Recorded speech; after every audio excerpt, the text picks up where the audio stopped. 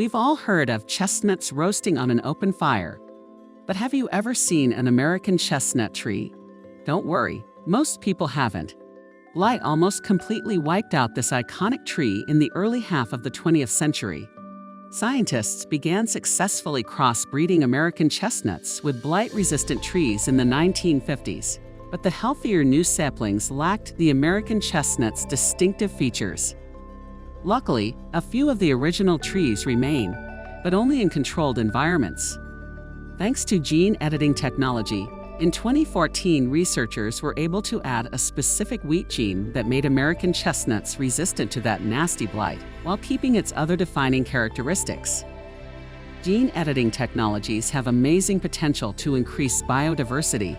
Innovations in this field can make both plant and animal species more resilient to natural threats like disease, as well as man-made ones like pesticides and global warming.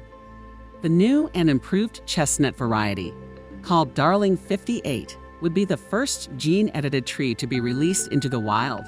But first it has to clear several regulatory hurdles and win over public opinion. Opponents of gene editing technologies worry about misuse, trade-offs, and the risks of unknown impacts. It's true, these are all worthy of consideration. But as writer John Tibbetts has pointed out, we should also consider the risks of not taking innovative genetic action. What if we could intervene to save crucial species in our ecosystem, but choose not to? The best solution at this point is to learn more.